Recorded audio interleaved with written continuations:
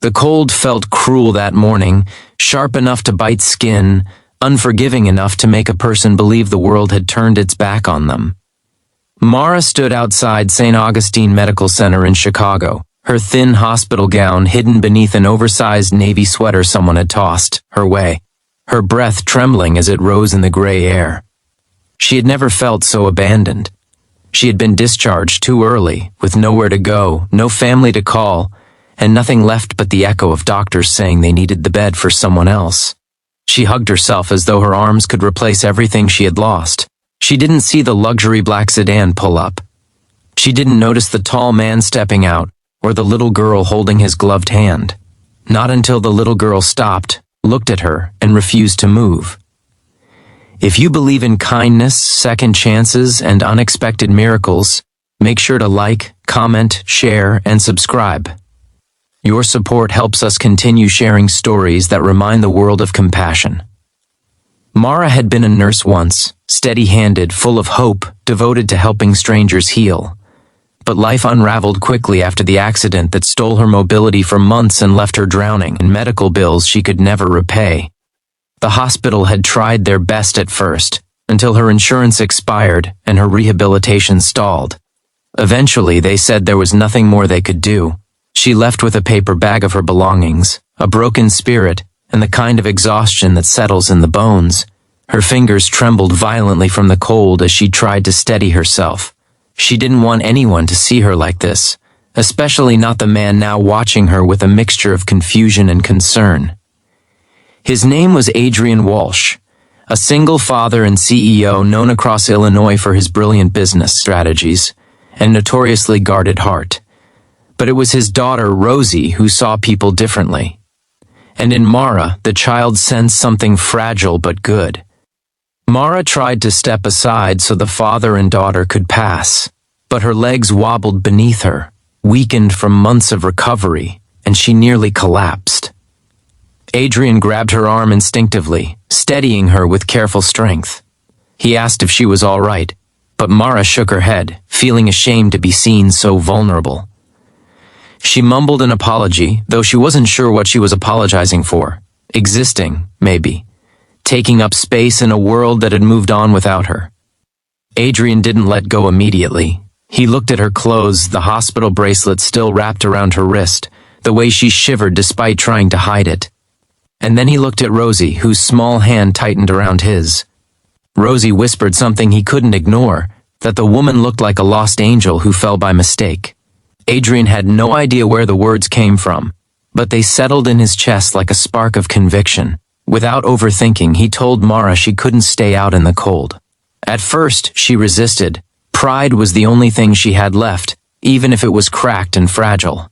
But the wind cut through her resolve, and she could barely stay upright.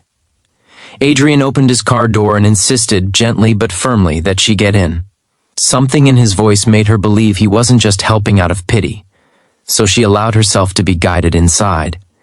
The warmth of the car felt unreal, like stepping into someone else's life. Rosie offered Mara her tiny blanket, soft and yellow and smelling faintly of lavender.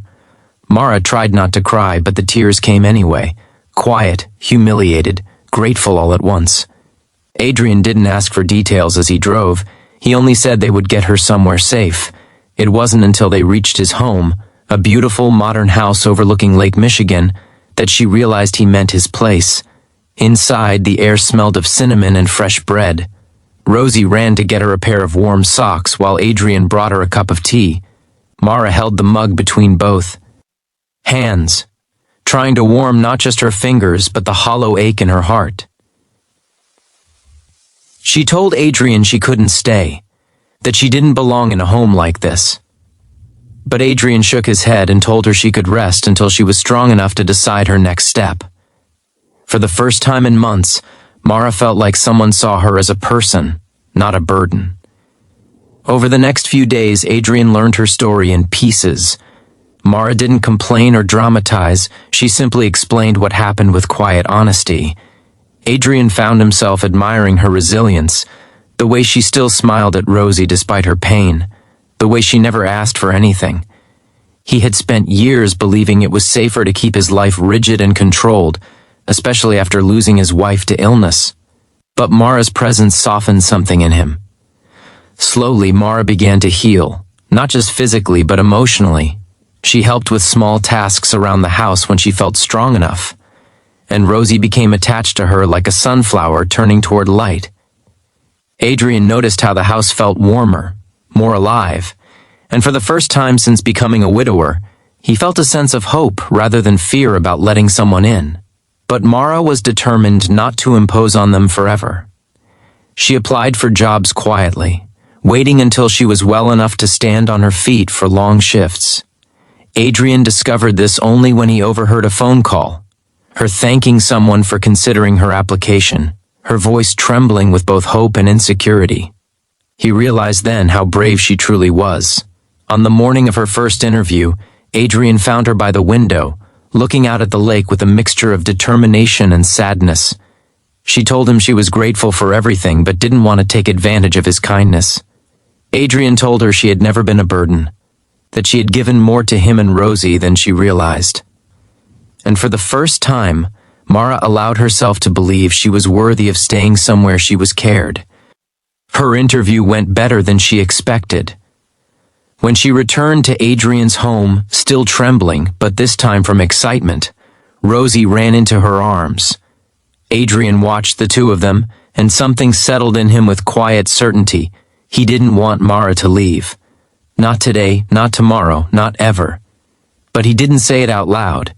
Instead, he simply welcomed her back inside, knowing some truths grow best when they aren't rushed. As the days turned into weeks, Mara's strength returned fully. She still remembered what it felt like to be abandoned in the cold, but that memory no longer defined her. Now she carried a new one. The moment a single dad stopped his busy life to show compassion, and how that single act changed everything. If this story touched your heart, please like, comment, share, and subscribe.